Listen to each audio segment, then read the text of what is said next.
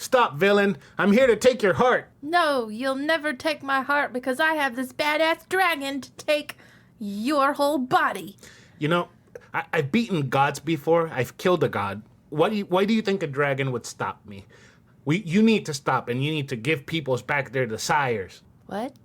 Yes, because you're an evildoer. You're a villain. That's why I'm here. I'm a phantom thief. No, I'm good. No, I'm a phantom thief. No, I'm good. No, you're not. I am. You have a dragon. That doesn't mean I'm bad. That's not your persona. What's a persona?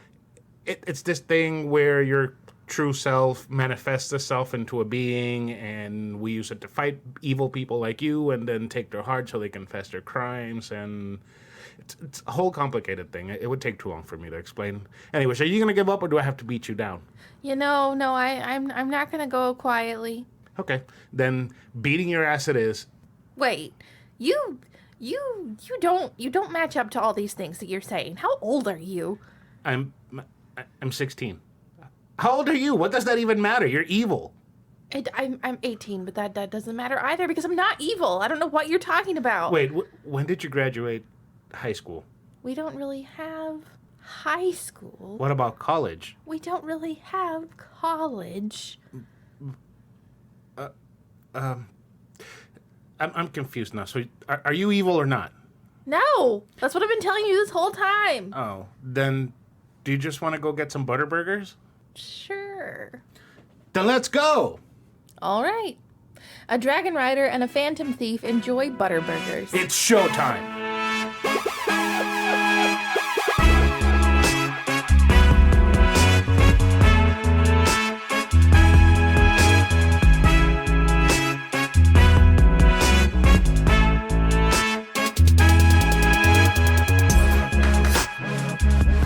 Hello, welcome to A Novel Console, your weekly podcast where we talk about books, games, food, and stuff that caught your attention during the week. My name is Chris, and I think I just touched Luna's paw. Yep, you scared her. She ran away. Who are you? Me? Yeah. Karradyne, your wife. And co-host? And co-host. Where's your excitement? Where's your enthusiasm? It's a new episode. You hurt my dog. I didn't hurt your dog. I touched her paw. You hurt her. She's okay. She's upset very easily. But you know who's not okay? Me. Our Patreon supporters. Oh, God. Because they have to support us each month on patreon.com/anovelconsole for $2 a month. And they get some free episodes and polls and stuff. And speaking of polls, there was a Patreon poll that we did where a book and a game won. So this book and this game, originally we had said that we were going to release that episode in April 30th. A little bit after the Patreon game was announced, we changed our episodes to Mondays instead of Fridays, right? Right. So now we still haven't been able to finish either the book or the game. Because we're procrastinators. I'm almost close to finishing the game, which is great. I haven't even opened the book. Oh, great. Yeah. A little behind-the-scene magic. It's fine. This episode is coming out on the 3rd, so next Monday from today. We're going to be releasing that episode, and we have words to say. But a part of words to say, we have been doing a lot of watching this weekend. Yeah, we did. What have we watched? We binged The Falcon and the Winter Soldier. The Winter of the Falcon Soldier. The Falcon and Winter Soldier. The Winter and the We've Falcon Soldier. called it so many different things. Except for Captain America. And the Falcon Soldier. Yes. They should have given him the Falcon Soldier, giving him like a Falcon gun where he can shoot falcons at people. That would be awesome. Exactly. You get it. Pecking them to death. So what did you think about the show? I cried a lot. It was so good. We tried to binge watch the whole thing in one night like we did with WandaVision, but we were really, really, really fucking tired. So we made it through the first 5 episodes, aka all but 1 episode. And we watched episode 6 this morning as we ate breakfast. Oh, so and I cried a lot. We were drinking last night, so... Yeah, that didn't help. No, all. We got extra tired because of that. Yeah. But we finished it. Honestly, that first episode, to me, was way better than all of WandaVision together. Marla's gonna have some words for you. Well, you know what? Marla can have words to say to me when she comes on the podcast. Until then, I don't want to hear shit. Oh, dear. So It was really, really good. It was way better than I was expecting. I didn't really care to watch it. I don't know. I'm not much of a watching Action-y stuff. Yeah, well, I mean, I enjoy it, but like if I'm going to sit down and watch TV at home, I want to watch trash. That wasn't trash. That was absolutely amazing. It was wonderful. Yeah. It was so good. I was crying like a baby this morning watching the end of that last episode. In a good way. People hate John Walker online to the point where they bully him off of social media. I can see where his character thinks he's doing the right thing. He's a prick. But he is kind of a dickhead. He's a prick. But I could sympathize with him. And he's fugly. I'm sorry. That's really mean to say, but... He's weird looking. He ain't got any of the hotness. Nope. But you know who did have the hotness? Chris Evans. No. You. Scorpion from Mortal Kombat because he set people on fire. I don't know a fucking thing about that. That movie was You fucking can take crazy. over. I watched the movie Friday. While I was still at work. Yes, and it...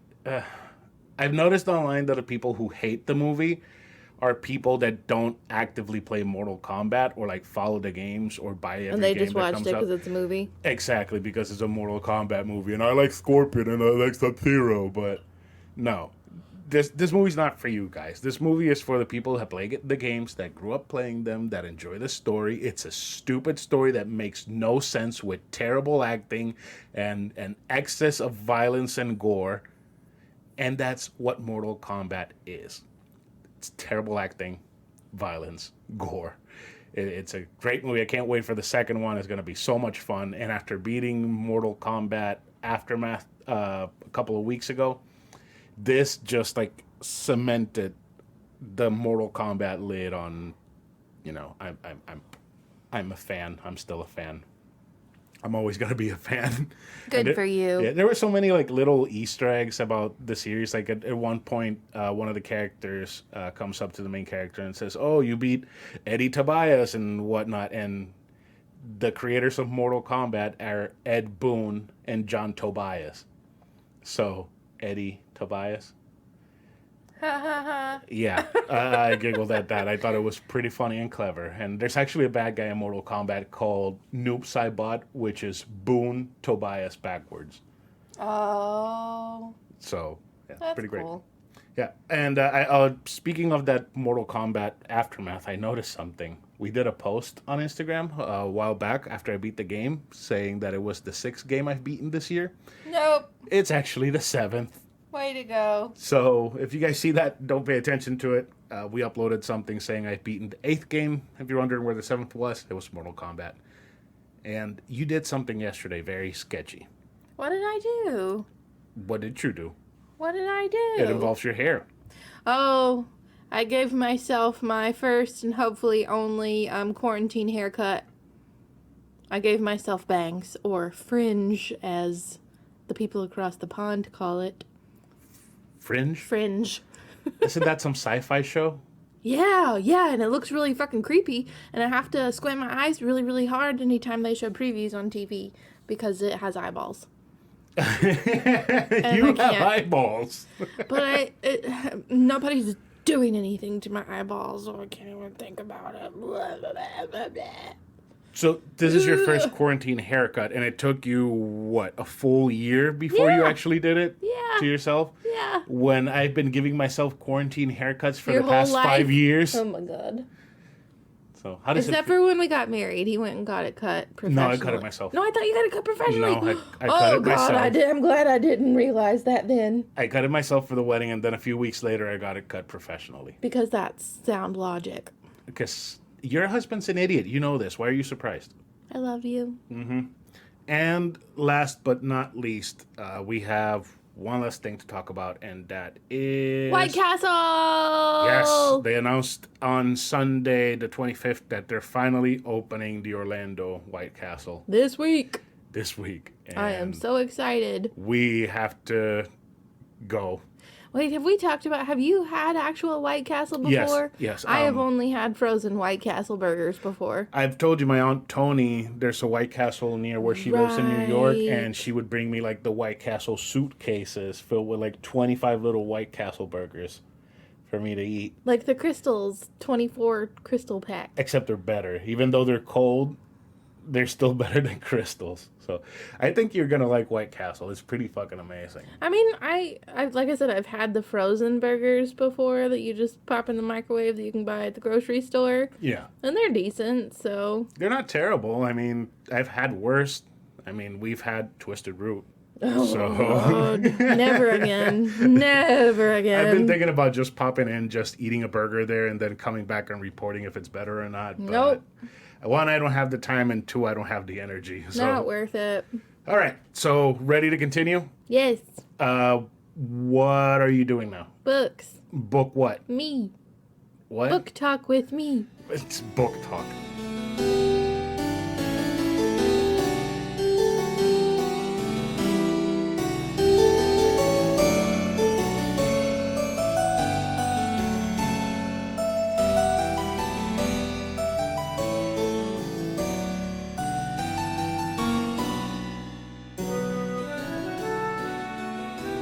This week's book is Flamefall by Rosaria Munda. I think that's how you pronounce her name. How do you spell it?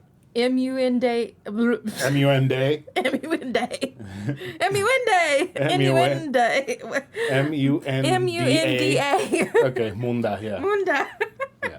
It was published on March 23rd, 2021 by G.P. Putnam Sons Books for Young Readers, or Penguin Teen to make things Penguin a Teen? little simpler. Penguin. Teen? Yeah, Penguin Teen. So angsty. Oh, God. Yeah, they are pretty angsty. For their emo haircuts Oh, and my their gosh. My Chemical Romance band shirts and everything. Jesus, they're... Penguins with emo haircuts and My Chemical Romance t-shirts? Yeah. Can you imagine them little waddling with their Black Parade t-shirts? You know what would be awesome? What? If you would learn how to use the Cricut and make those stickers. There's my motivation right there. Emo penguins. Emo penguins. With My Chemical Romance. Yes, an t-shirts. eyeliner. And like the feathered hair to the side and whatnot. Yes. Okay. All right, so Flamefall is the second book in the Aurelian cycle, with the first book, Fireborn, having published on October 15th, 2019. Let me just start by saying that these books are phenomenal, and you should go ahead and hop on whatever your book buying or book borrowing platform is right now and get yourself copies of each. That's Fireborn and Flamefall. These books are the perfect example of why I love reading and the absolute thrill that a good book can incite. In order for my take on Flamefall to make sense, let me set the stage by telling you a little bit about Fireborn first. Okay, because every time you say Fireborn, I think Skyrim. Because of the Dragonborn and there being dragons, and you learn shouts, and one of them is a fire shout, which is actually the best one. Well, but then that makes everybody me loves think the that she may have Fusroda. gotten a little bit of inspiration from Skyrim. Why? Well, I'll tell you. Okay.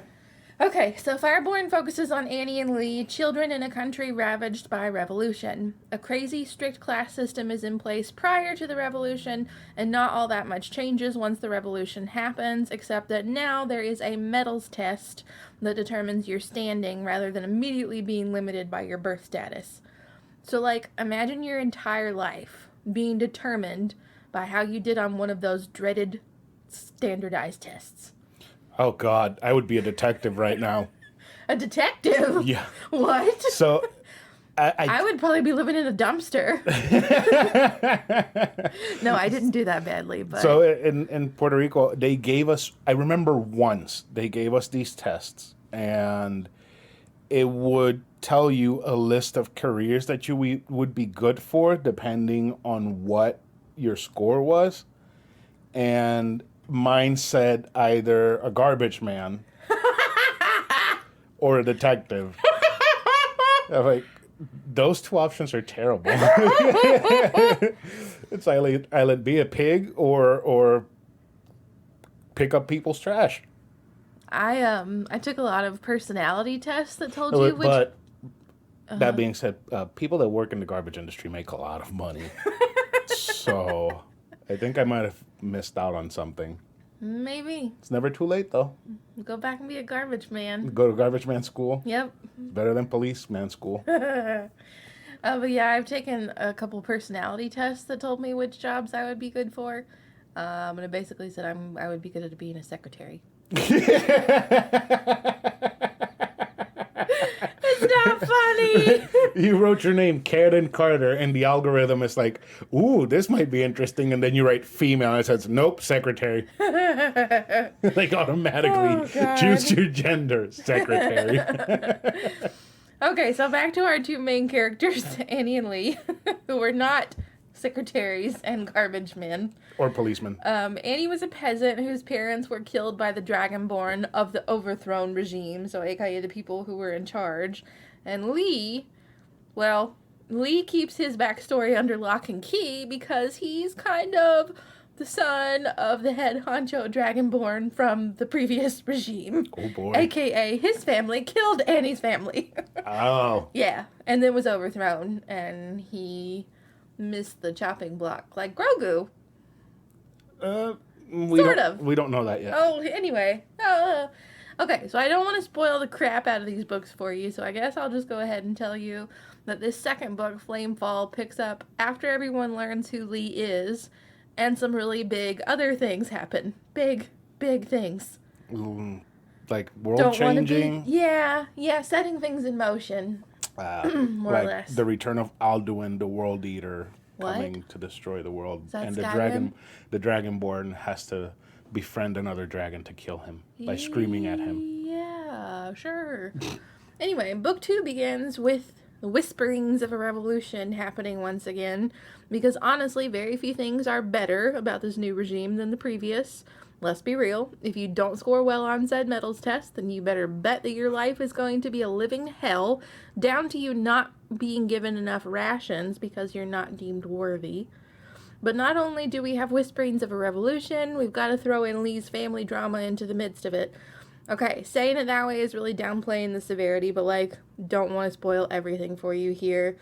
Some of his family members have come to the surface from like another island nearby or something like that. And they're like dragon people too? Yup.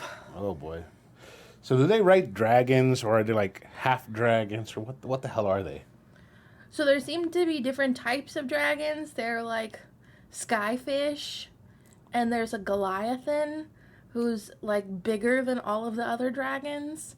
One of the comparisons was his eye is the size of a human head. That's not a very big eye. I mean, I feel like a whale's eye is bigger. I wonder if Smaug's eye was definitely a whole fuck ton bigger than Bilbo's body. Yeah. Because remember when he's like down on the floor and he... Yeah. So a Goliathan is smaller than Smaug. But Bilbo's also the size of a child. Still, the size of a human head, I mean... A child's head is not that much smaller than an adult's head. Exactly. So the comparison is still... I mean, his still eye makes is the sense. size of a human head. Like, I mean, whales have bigger eyes than that. So... Well, then it's just bigger than what they're used to. I feel So like an apparently elephant's eye can be bigger than a human head. I imagine their dragons being like Pegasuses or something. I don't Pegasi? know. A Pegasi. Is Pegasi a I don't word? know. I don't know either. Oh, You're God. the English major. We're talking about fucking mythological creatures, okay? I guess that's going to Anyway. continue onto my game too, because Jesus. Oh, God. Okay, so these books are the definition of why I love YA fantasy. Though our protagonists are teenagers, they are not whiny teenagers who are only worried about whether or not their crush likes them back or if they got a B on an assignment.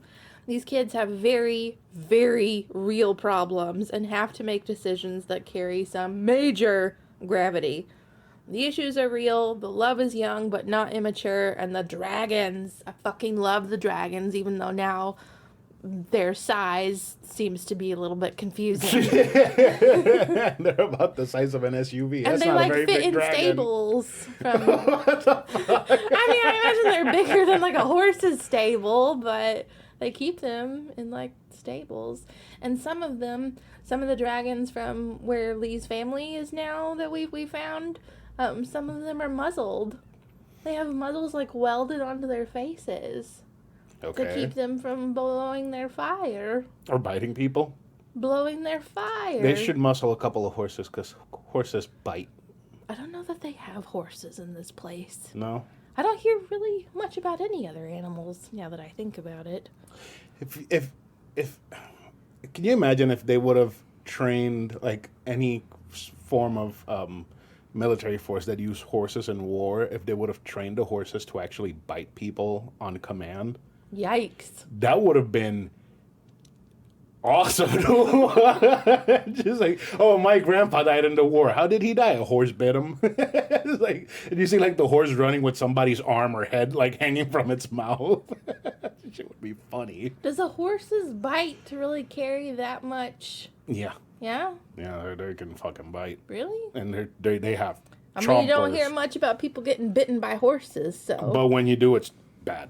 So Interesting. they do like to eat stuff that they're not supposed to, like other animals. But that's neither here or there with your dragons. So what else? Yeah, so I love that the Dragonriders have such beautiful mental connections with their dragons to the point that they feel each other's emotions. So it's not like in Rick and Morty where they would have brain sex, was it, with the dragons? Oh god, I forgot about that. That was so creepy. Oh no, it's not like that. That was so weird. It gives me the heebie-jeebies. You need to go watch that episode if you haven't seen it. I don't remember which season it is. It was the last season. It's the last season? The last season like one of the come first out. episodes, right? Yeah, it's like 2 or 3. Yeah. Ugh, that shit was- Blah, blah, blah. No. That episode made me uncomfortable. Yeah, to say the least. But they even like spill over into one another, which sounds sexual now that we talk about this. When their emotions are particularly heightened. But it's just like, you know, say you're super, super angry and you just like spill over into this rage connection with your dragon where that's all you can think about. So the dragon goes on a rampage while you're angry, or Sort of, or not you quite. try to blow breath because you're angry. And You're you have just to... in an angry rampage state together. Cool. And you can't think logically. I wonder what Luna would be like if she was angry. She'd be really tame. Terrible about it. She would be the worst angry dog in the world. But, like, I appreciated that Munda didn't make it corny at all by having them, like, talk or anything like that. Am I throwing shade at other dragon books that I have loved?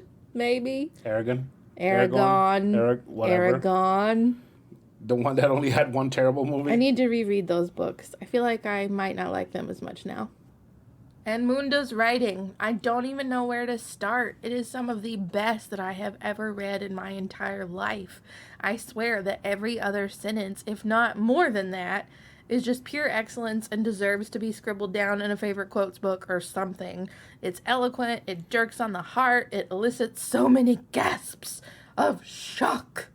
I'll definitely be waiting on pins and needles until it's time for book 3, and I think this may be the worst book hangover I have experienced in years. What's a book hangover? When you finish a book and your life has no meaning, and you can't think about picking up another book. No book is ever going to compare to that book. All you can think about Is that book. Okay. Yeah.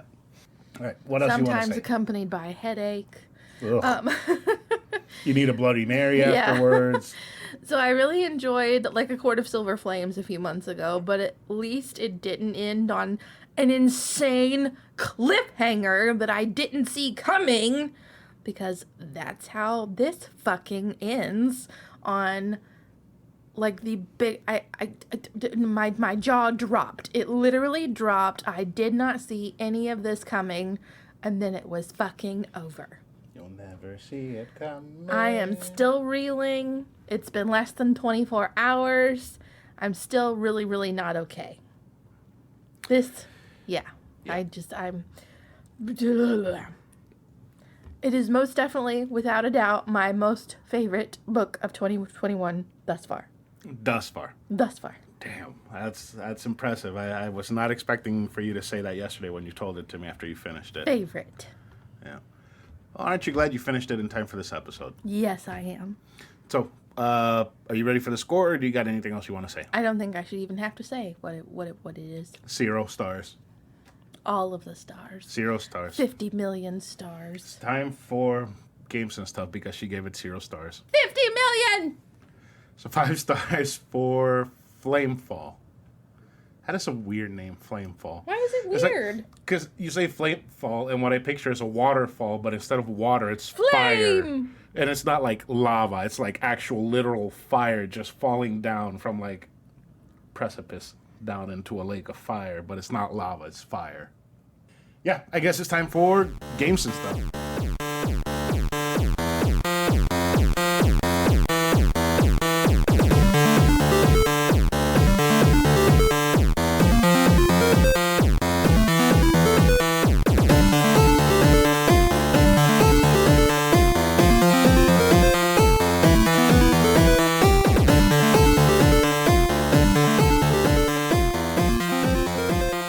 This week's game, we have Persona 5 Strikers.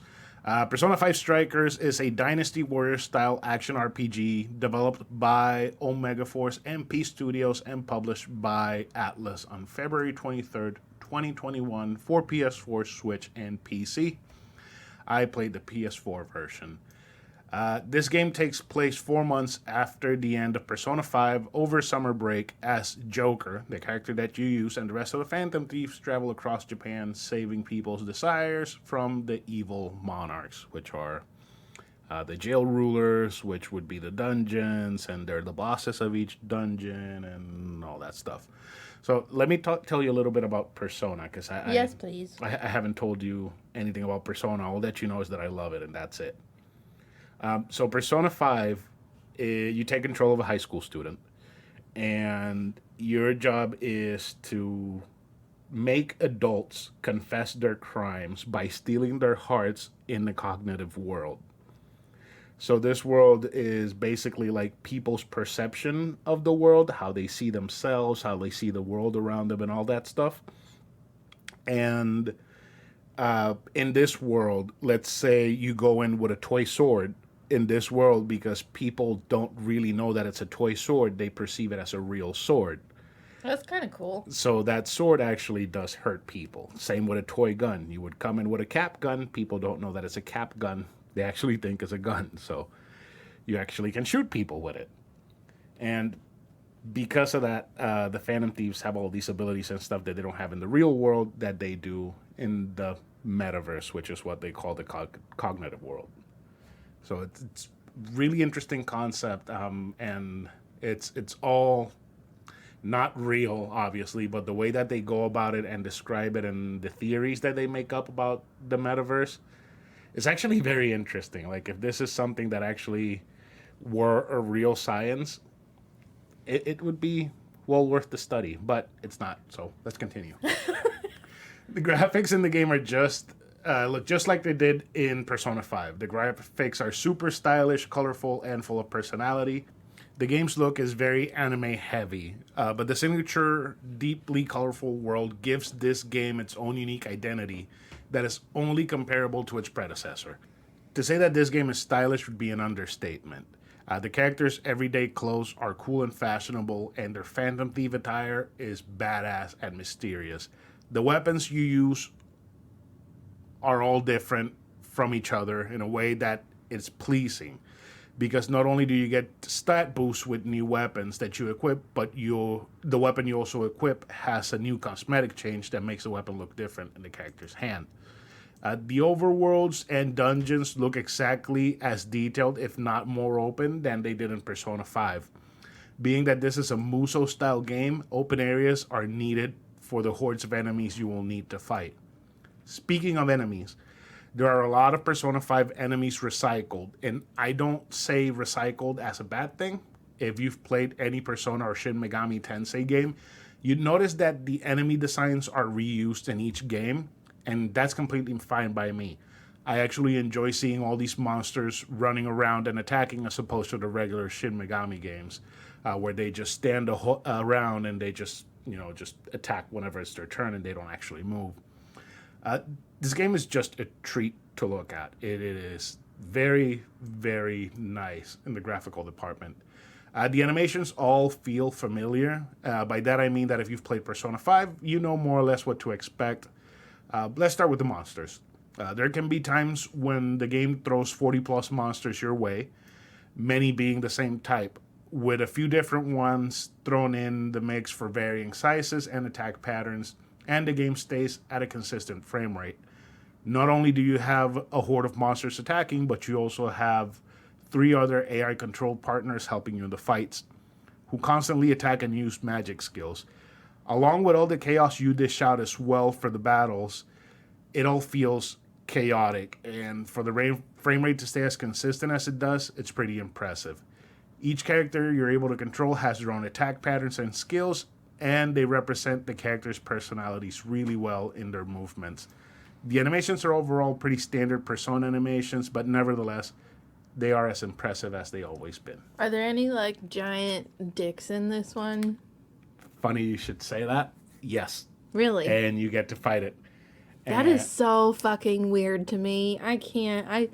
I just happened to walk in on him playing one of these one night, and there was a giant dick, and I'm just like, am I high? Am I seeing things? Like, No. Is that really what you're doing right now? What the fuck is this? It's called like the Throbbing Lord or something. What? Yeah, its real name is Mara, Mara, which is funny. That's offensive. Because my friend Mara. Mara. But it's called like the Pulsating Lord or something like that.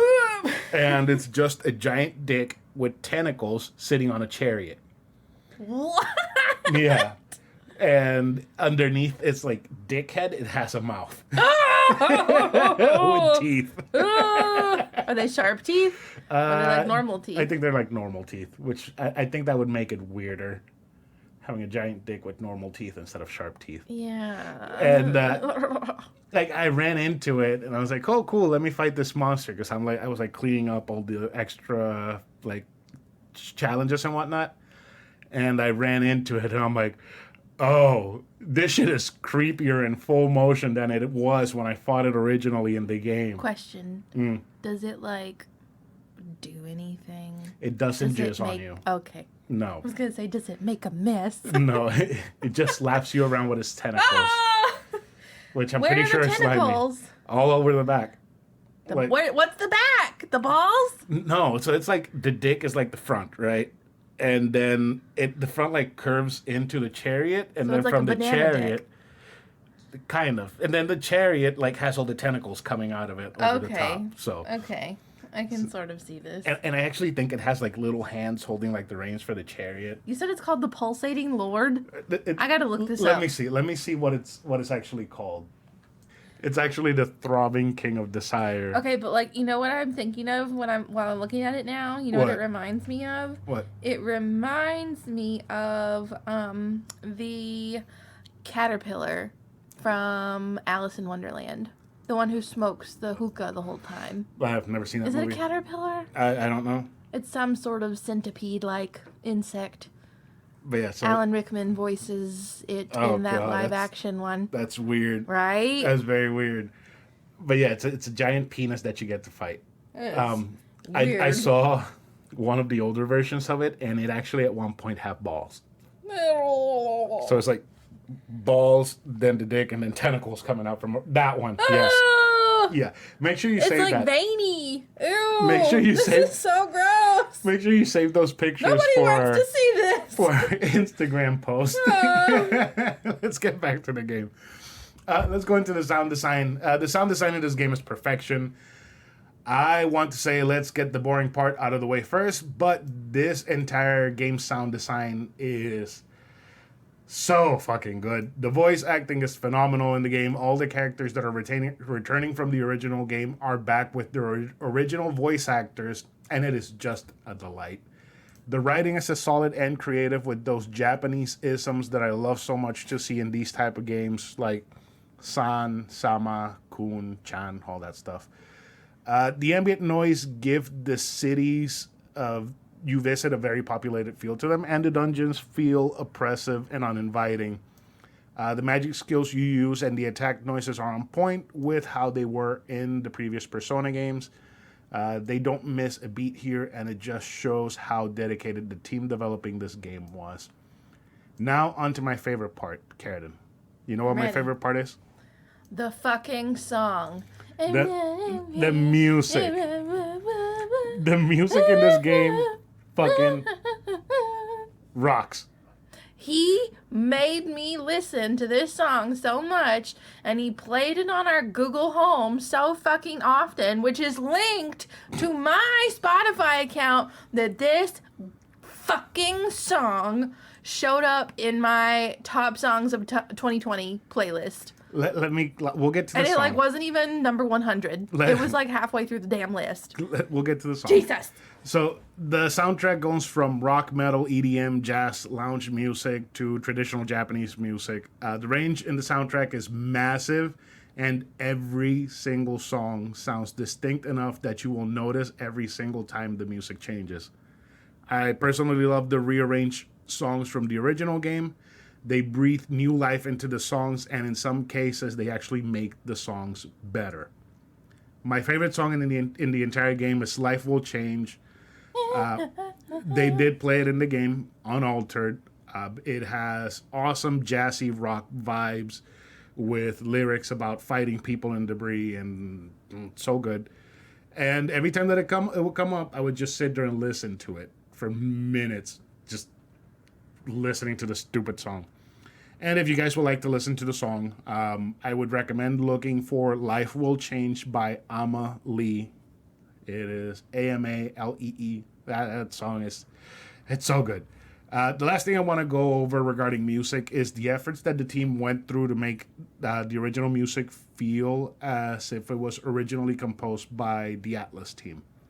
They spent months writing and recording with famous Japanese artists so that they could get to the same quality level as Atlas does. And in the end, they achieved it and made a soundtrack that rivals that of the original. The game actually comes with this code that you enter into your PlayStation. Once you redeem it, you download like this launcher. When you go into the launcher, it actually has the whole soundtrack for the game. And it also has like a making of where they show you the making of some of the songs. The main theme song, I think the battle song, and the end song. And it's like an hour long, and the whole process that they show of them going through the whole thing, it's crazy. One of the things I found interesting about that was that they were having this lady sing the song in English, and she was Japanese. She didn't know English. So the composer was telling her, hey, don't worry about the words. Just get the tone right. Once you get the tone right and the levels right, then we'll focus on changing the words out that you're using for the correct ones. And it took them hours just to get that done. Because she didn't know English. The guy that was, wrote everything new English, he was trying to show her to understand. Like, she would say, oh, so what's this? And he would explain, okay, so this word means this, and you're using it in this context. That's pretty cool. So it's super cool. It's worth the watch, even if, just for the music lesson, it's worth a watch. The gameplay in this game is simple, but also fun.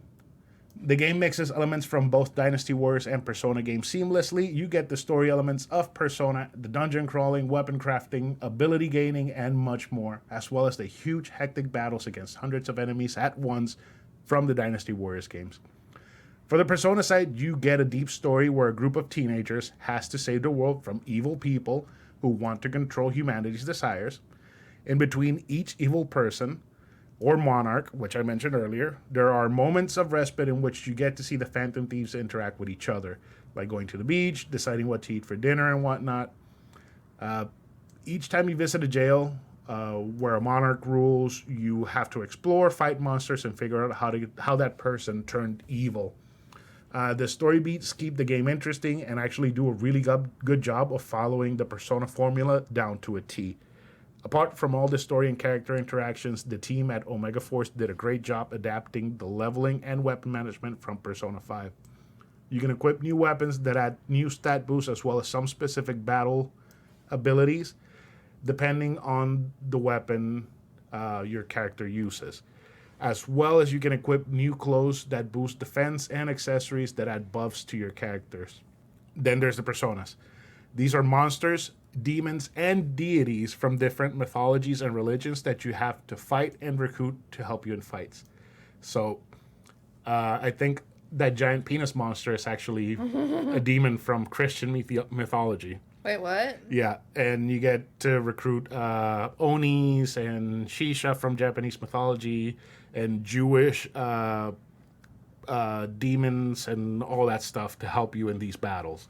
That's So cool. it's actually really cool because not only do they do you get the persona, but it also has like information on them, and it tells you, oh, this monster is from this religion or from this culture, and this was their role.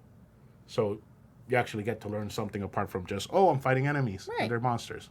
These personas can be leveled up to gain new abilities, which they can also be taught via cards that you can find in the game. Not only that, but you can also fuse the personas to create new personas to use.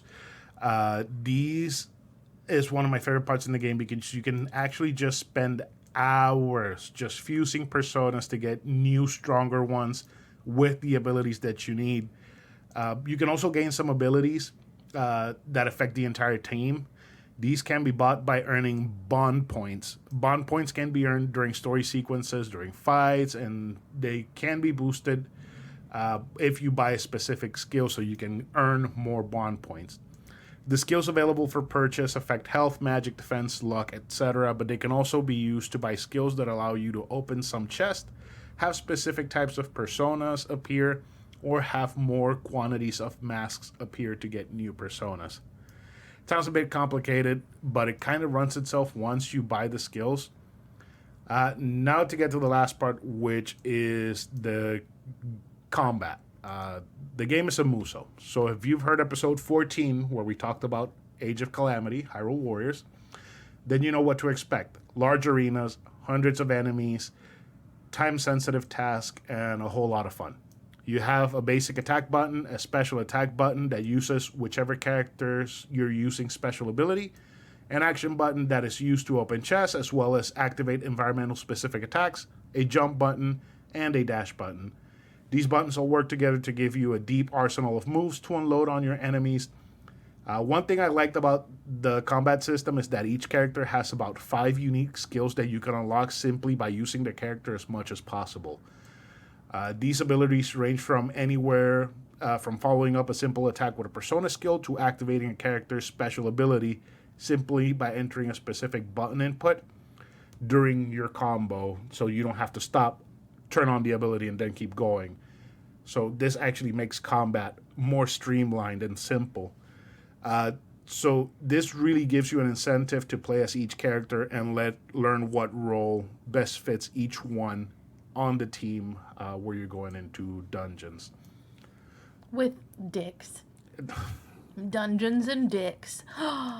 That's such a better name than Dungeons and Dragons. We are not making Dungeons and Dicks. Dungeons and Dicks. No. We could be rich.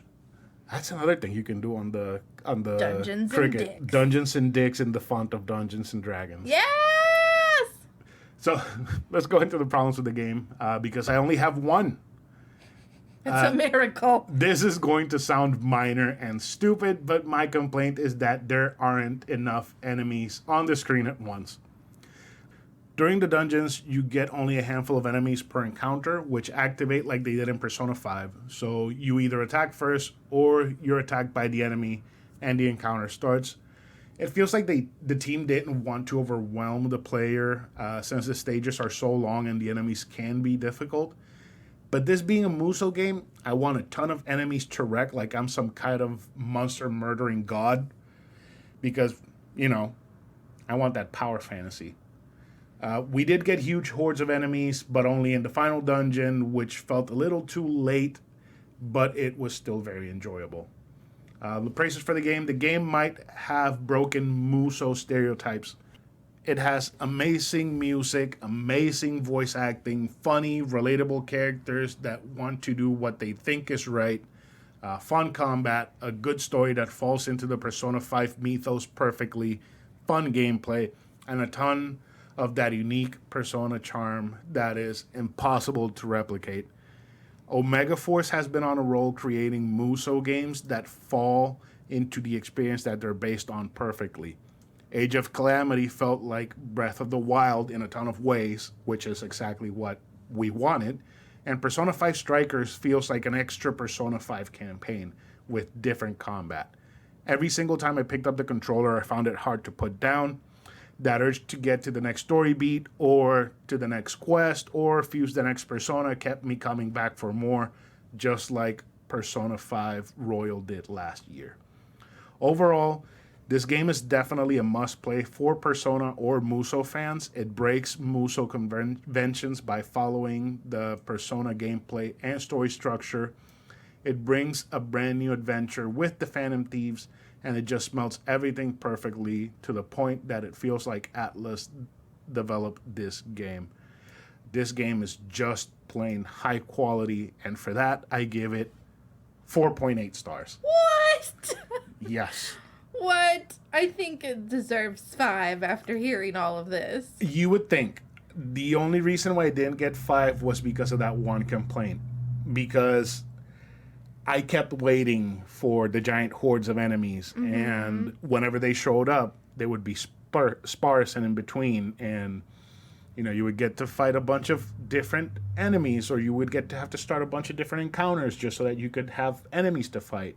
And sometimes you would have 2 or 3, one after the other, when they could have just encompassed them together and have them release all those enemies at the same time, which would have made the game, not only it would have streamlined it more, but it would have given me more of that I can kill everything power fantasy, which is what I look for in these types of games. But nevertheless, even though it's still not perfect in my eyes, it is just as good as Persona 5 Royal, even though it's not a deep RPG as that was, but Almost perfect. Almost perfect.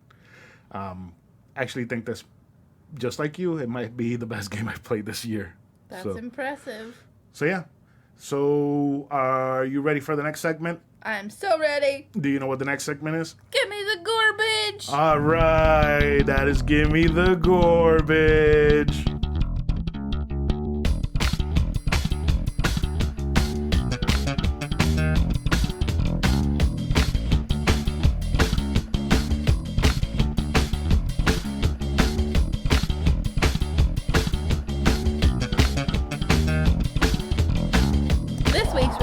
Is a fairly popular chain that seems to be popping up all around the country like wildfire.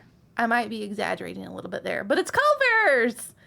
Culver's is the home of the famous Butter Burger, and since it originated in Wisconsin, also has a whole fucking ton of cheesy goodness on their menu. A whole fucking ton. Our go-tos are the double butter burgers with bacon and cheese, and let me just tell you about this burger. It is one of the most perfect, juiciest burgers I have ever had in my life. Don't forget crispy. Oh, I'm getting there. I'm getting there. Trust me, you could never forget the crispy. Personally, I feel like it really takes the cake for the best fast food burger you can get. Yeah.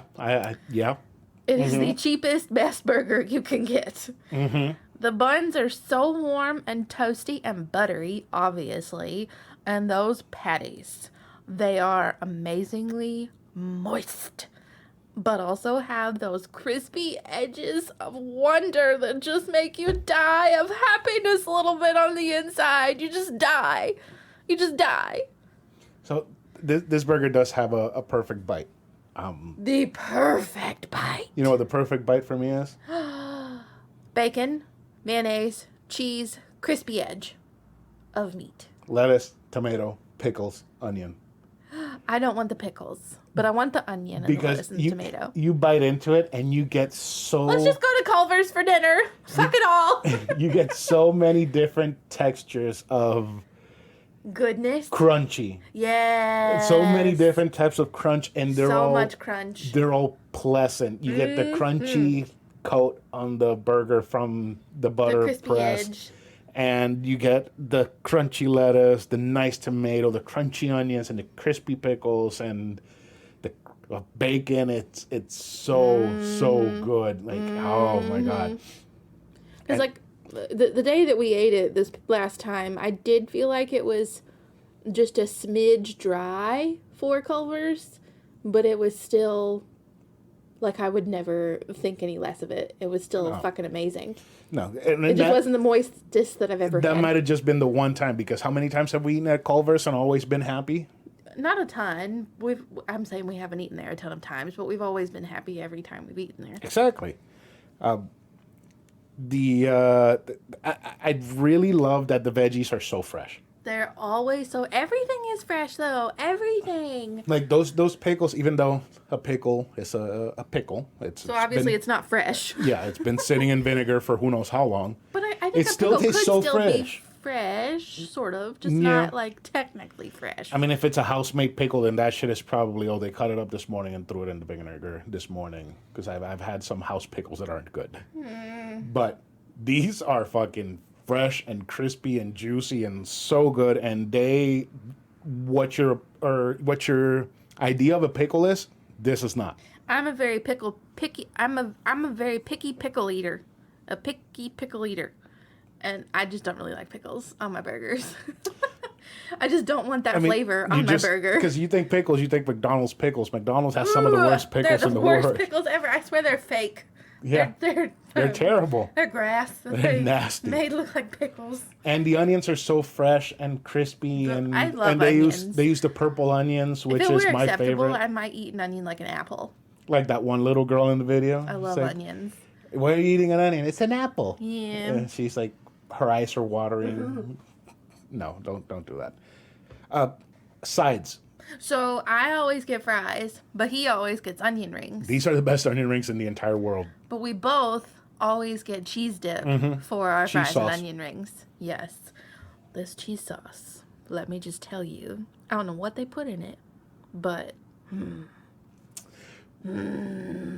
have no words. These onion rings are so crispy and perfectly cooked, and the thing that I like about them is that once you bite into it, you don't pull out the entire onion like in other places. That's so annoying. That's one of the main reasons why I don't eat onion rings. It drives me nuts. Well, these onion rings, I've never had that happen to me.